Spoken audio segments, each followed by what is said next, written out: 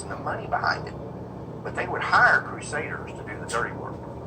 And the primary one they settled upon was a woman named Margaret Sanger. She was the founder of the American Birth Control League and the publisher of its newsletter, the Birth Control Review. On a practical level, the relationship between Sanger and these elitists was basically a marriage of convenience. In order to advance their common agendas, they needed a front man and she needed money. And the whole thing would be held together by this kind of bizarre obsession with race and class. The result was that the American Birth Control League became the driving force behind the American eugenics movement. Eugenics would no longer just be a philosophy. Sanger and others like her were going to put it into practice. The worst thing that could have happened to Black life is Margaret Sanger. She studied under people like Nazis to say, how do we figure out a perfect race? She wanted to make sure that certain populations of people were controlled. And she wrote in a letter that she wanted word to get out that she wanted to exterminate the Negro population. She considered people of color and the disabled to be like human beings that should be pulled out of the ground, the ones that were unclean, the ones that were unfit. She went after African American leaders and pastors to pay them. In Harlem Pastoral Alliance, each pastor received $500 from Margaret Sanger through WEB Du Bois. For what? To allow this trash, this hoe, Margaret Sanger, to come into black churches in Harlem to persuade black women to abort their children. So the life of a black child was only worth $500?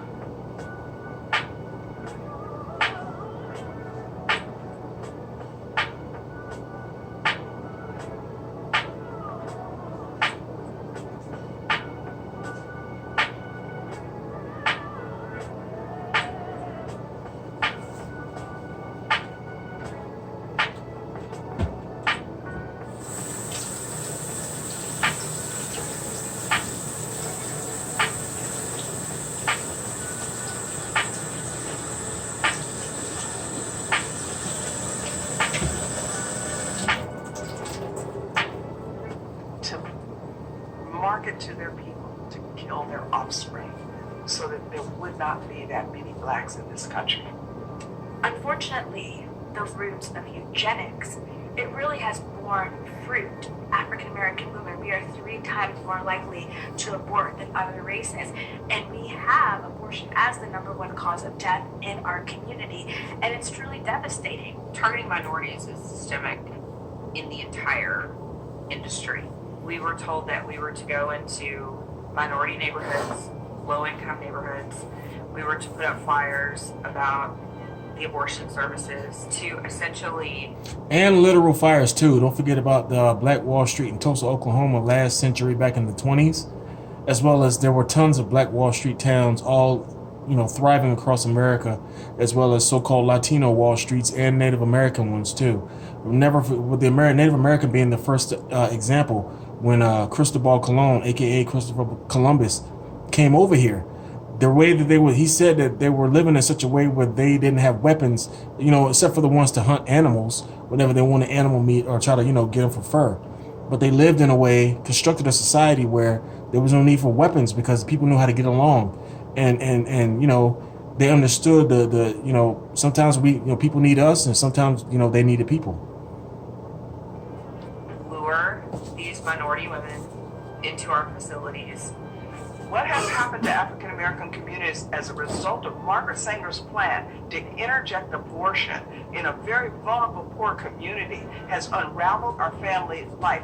Most people don't appreciate that by the 60s, black family life was still relatively healthy. 78% of black husbands were in their homes with their wives raising children.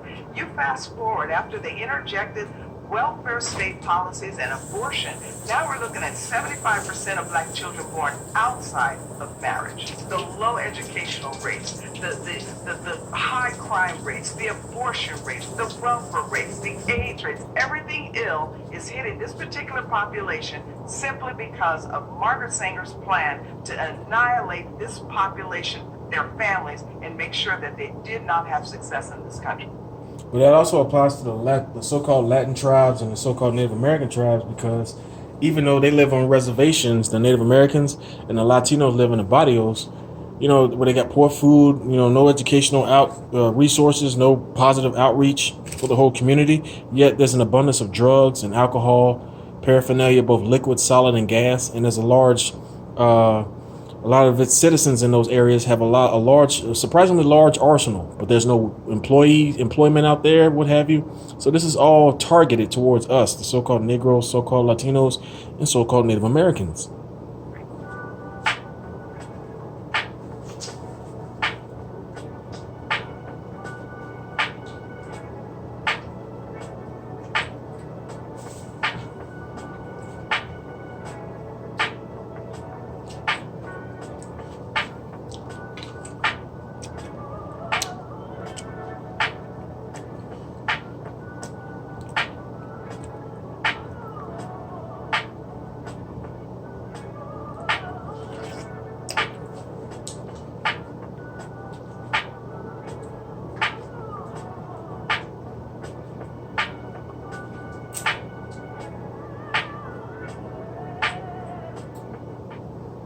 A think tank in the UK says too many kids are what's making the planet worse. In many black communities, for every child actually born, 3 others are aborted, more than double the rate among whites.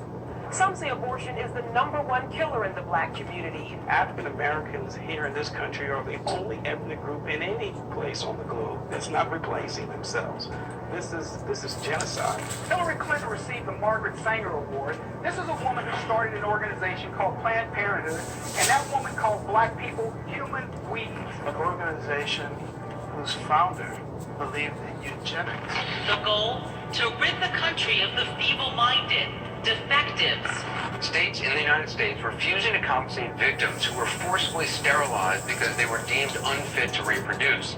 If they could keep certain segments of the population from reproducing, that all the world's problems would disappear. And so we have spent the past few weeks calling and emailing politicians in California, and the silence has been astonishing.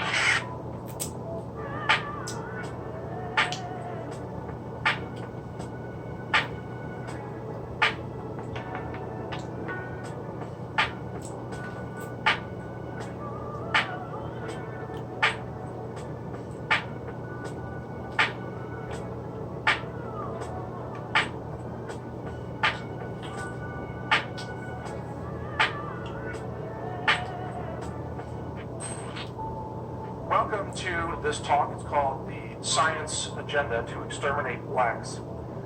This is a fact-based presentation, but it is not politically correct in the status quo halls of science and medicine because they don't want this talked about. And they especially don't want it talked about by a white scientist. And I'll give you a little bit of information about my background soon so you understand where I'm coming from and why I'm taking the steps to go public with this information. The truth is there is a concerted, organized, long-standing effort to eliminate African Americans from the human gene pool. This is happening right now. You are being subjected to it. It's happening through multiple vectors of science, medicine, and food that I will detail here in this talk, and it's all being done covertly. So almost no one is aware of this. The entire mainstream media refuses to acknowledge this. The scientific community will say that none of this is true, and yet if you look at the facts that I'm going to share with you and the history, it's undeniable. You will see there is a concerted, organized effort to eliminate blacks, i.e. African Americans. I'm going to use those terms interchangeably just for brevity here. But there is an effort to eliminate those people from the human gene pool. My background, just so you know, my name is Mike Adams. I'm known as the Health Ranger.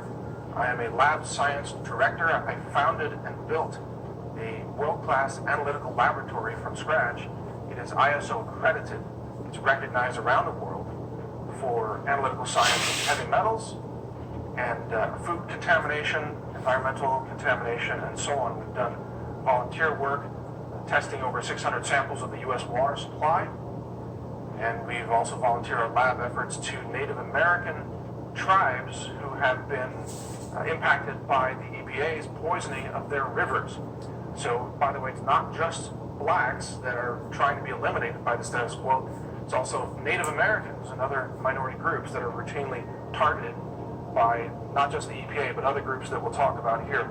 And also, as well as other classification of minorities are the so-called Latinos, Latin tribes, from Puerto Ricans all the way down to the Mexicans.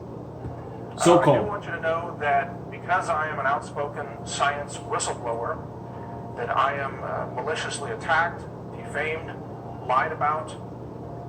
I am targeted for intimidation tactics. They try to silence my words. They try to make sure that you can't hear this talk. I've been death threatened. I've been stalked.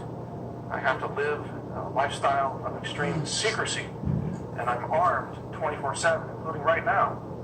And this is what it takes in our world today to tell the truth about science and medicine, especially when you are uncovering a mass agenda of genocide and eugenics, which is very prevalent through our systems of science and medicine today. So I do want all of you to know, all of you who are watching, if you're sharing this with your friends and colleagues, I do want you to know that I'm putting myself at risk to say these things, especially as a credible scientist of an accredited laboratory facility, which has everything to do with the heavy metals poisoning that we're going to talk about. They absolutely don't want this information getting out. So let's start with something that we can all easily agree upon because it has been in the news everywhere, and that is the heavy metals poisoning of the predominantly black communities of Flint, Michigan. So no one says that's a conspiracy theory, right? The water supply for millions of citizens in that region, who again were predominantly black, was allowed to be deliberately poisoned with lead, a toxic heavy metal that causes bone disorders, but more importantly, it causes a kind of brain lobotomy. It causes loss of cognitive function. It reduces IQs. It causes heart problems and many other problems. This was deliberately allowed to poison the water supply in Flint, Michigan, knowing that that water supply served minority communities. And in fact, this was so deliberate and it was so criminal that the Attorney General of Michigan has so far filed at least 43 criminal charges against predominantly scientists and bureaucrats who ran teams of scientists, water quality experts, and so on, many of whom have been charged with felony crimes. Now, water quality officials in Flint, Michigan were tasked with testing the water and making sure that it was clean or safe to drink. And yet, every time they showed lead in the water, they covered it up. They ditched that sample, they deleted it from the spreadsheet, they replaced it with another sample from some other source. They committed massive scientific fraud, and they did this deliberately to cover up the fact that the African American population of Flint, Michigan, or Detroit, greater Detroit, was being systematically poisoned. And this was going on year after year. And it could be going on now in other cities across the country. What we have found in our testing is that about 6.9% of the municipal water in America is poisoned with heavy metals. We published those numbers at naturalsciencejournal.org in a science paper that shows you the actual data. It turns out that those areas that are most affected by these toxic heavy metals tend to be those with a predominantly larger population of African Americans. So it's the minority communities that are being impacted more so than, let's say, rich white communities. Getting back to the Flint, Michigan situation, we know that they knew about this and they failed to tell people. They covered it up and they allowed it to continue. They deliberately allowed millions of children and adults, senior citizens, who were predominantly black, to be poisoned with this toxic heavy metal. Would that have happened in a rich California white community? I doubt it. I doubt it.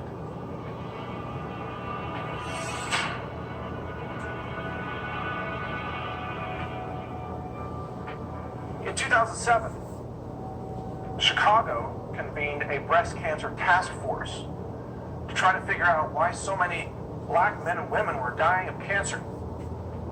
For black women, it's mostly breast cancer. For black men, it's mostly prostate cancer. And across the cancer industry, every doctor will tell you that cancers are known to be far more severe in African American patients than, let's say, Caucasian patients. But they don't understand why.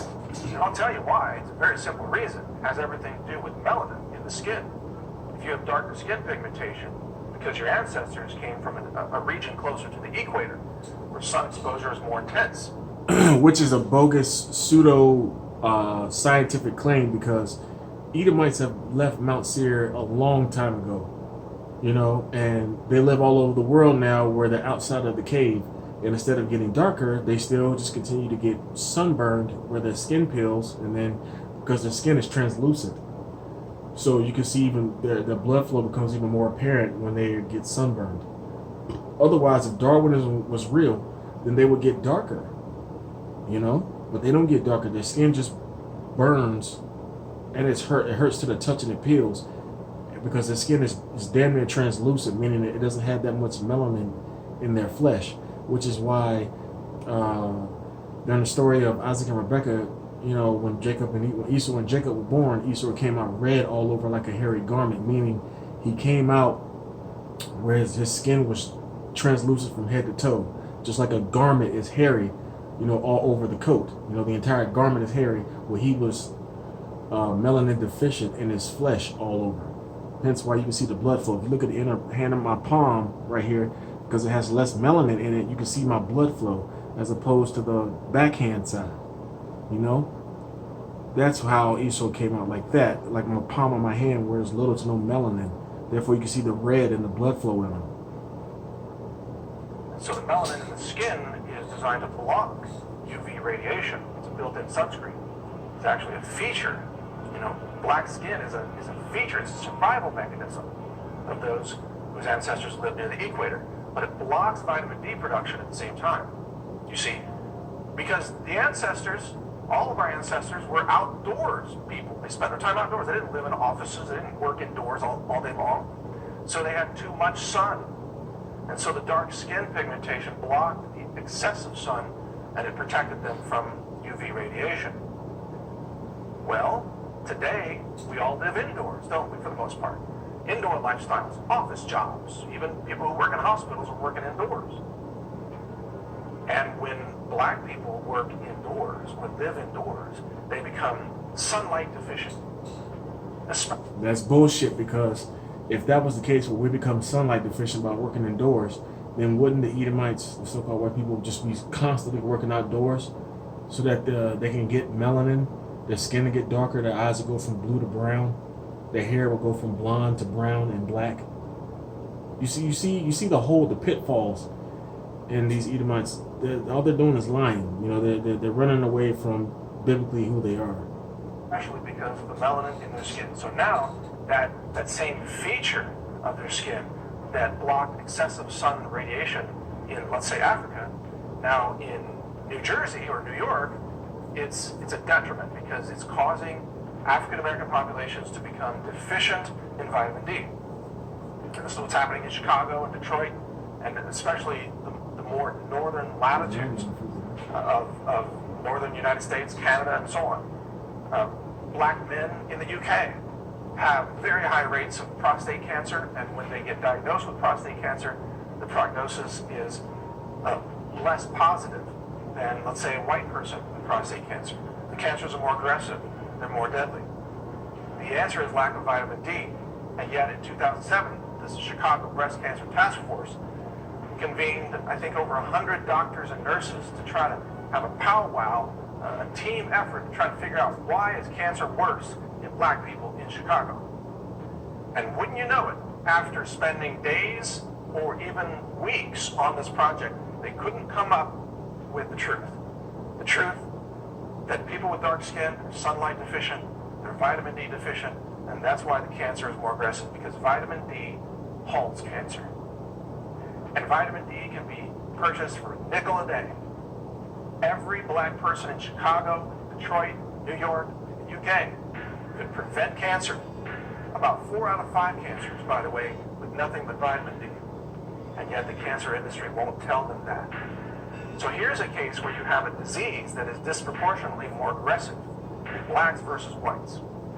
White people, they absorb sunlight more efficiently when they're outdoors, so they need less time in the sun to generate the same amount of vitamin D as a black person who needs more time in the sun. And yet nobody is telling African Americans this simple truth. Nobody. Okay, well, if that was the case, they need more, black people need more exposure time in the sun. I mean, what about back then when our ancestors used to pick cotton, be out there working in the fields? They didn't croak, they didn't die over, none of that shit.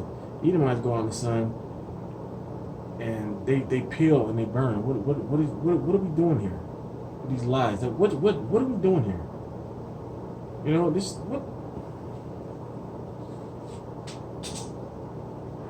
information is being denied the black community in America. And it's just, again, a very small part of the overall vector that I'm going to be continuing to reveal here that is an effort to exterminate blacks. Thank you. That's all it is. I grew up in the country, and we would sit out there from sun up to sundown in the sun all day long, no problems. My parents did that. My aunts and uncles did it, and they were up in age 50s and 60s, and they never had no issues of any kind. They didn't burn. All they did was just sweat profusely, but they would always replenish it with some type of beverage, as would we. You know, with fruits or something, and that kept us all in check. You know, kept our bodies in harmony. But what's really happening is poisonous warfare. It's like Psalms, the 83rd chapter and the 6th verse, where it says, give me a minute here.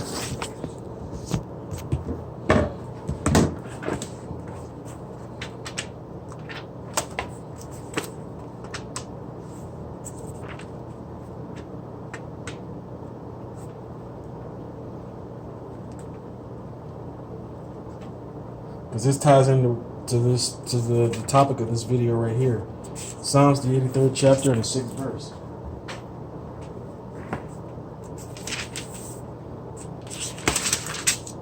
And it reads, I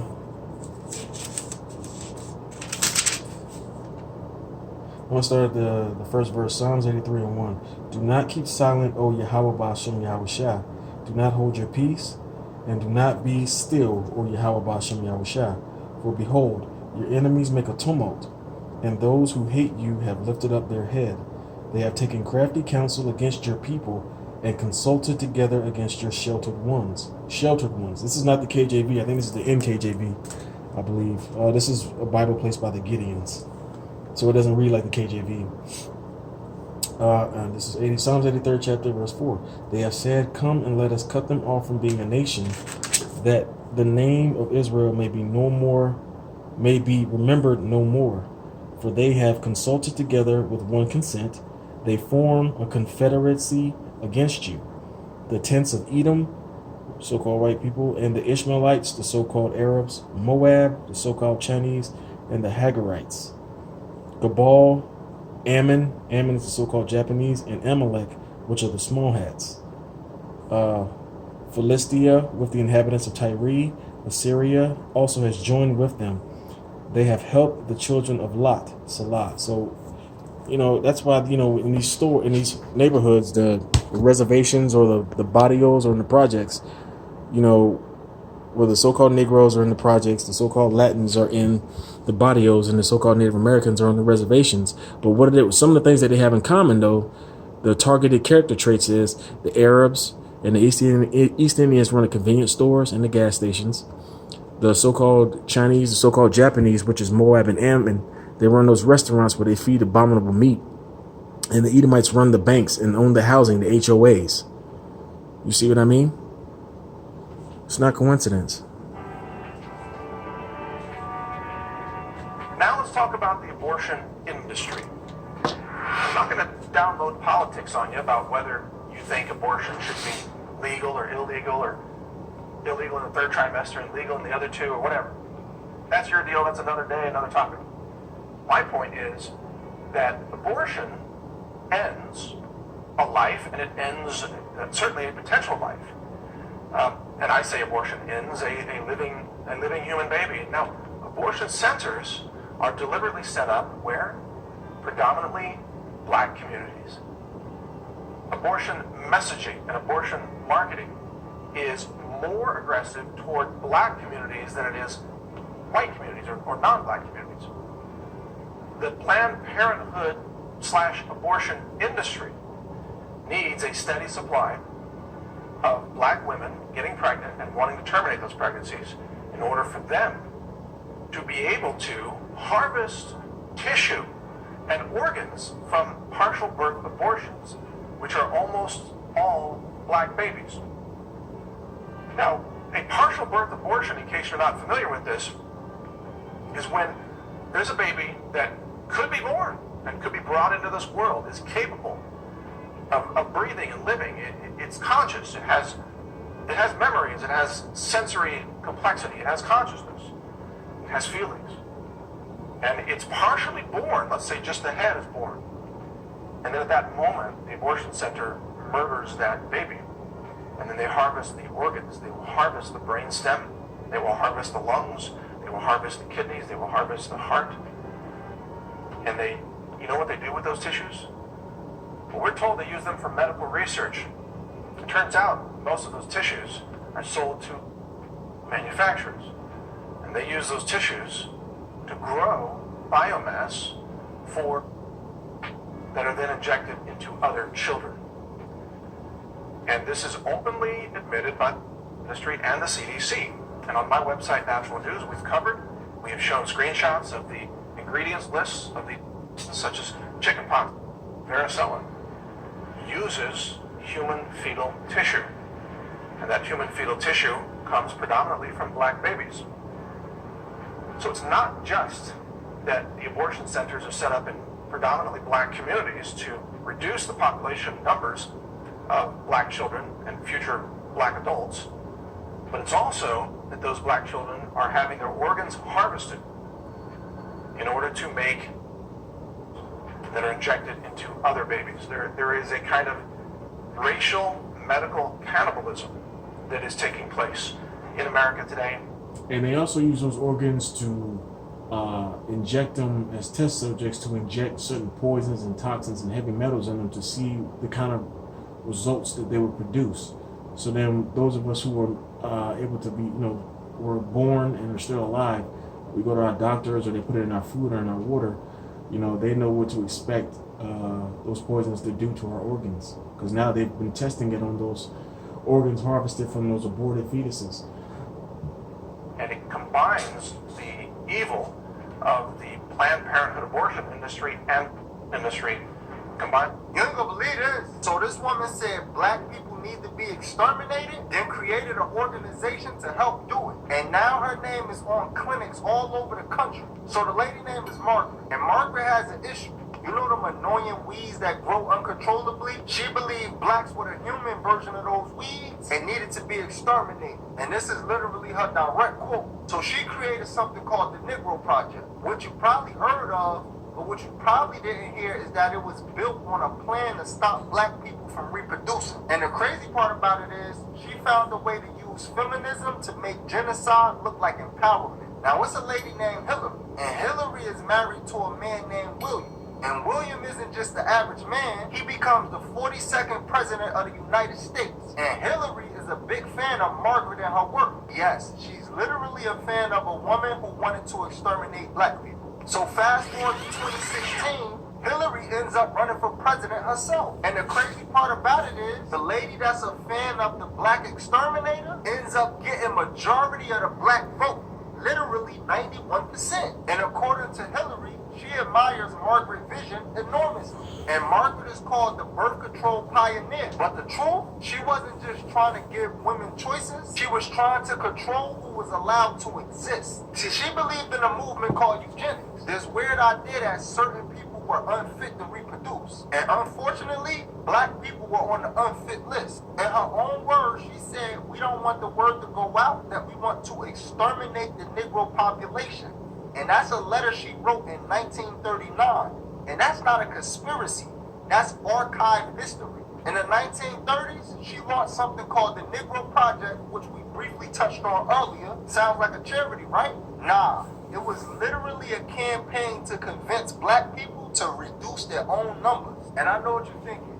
How'd she do that? See, look, she was smart. She knew she couldn't just roll up to a black community and say, hey, stop having kids. So she recruited black ministers, doctors, and even nurses to spread her message. She said, and I quote, that black leaders were the key to keeping the project under the radar. This wasn't about health, this was about population control. And the crazy thing about it is, it worked. She wrapped genocide in a language of empowerment.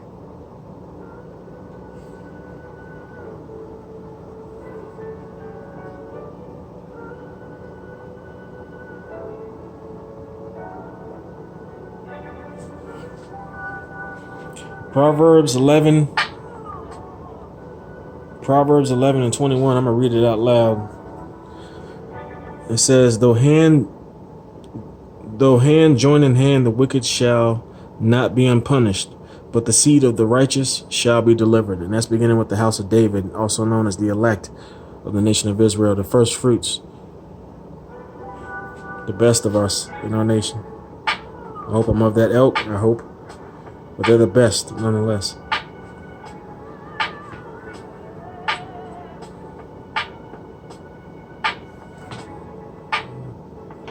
Here's number 11. The Lord Yahweh Bashem Yahushua says, the people of Edom have sinned again and again, and for this I will certainly punish them.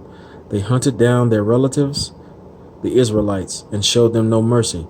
Because remember, you know, we're of the seed of Jacob, our forefather, and the so-called white man is of the seed of Esau. So us and so-called white people are closely related. They're the closest related to us out of all the other 17 heathen nations. There's 18 in total. And the nation of Edom and the nation of Israel came out of Rebekah through Isaac's loin. Okay, so we're closely related.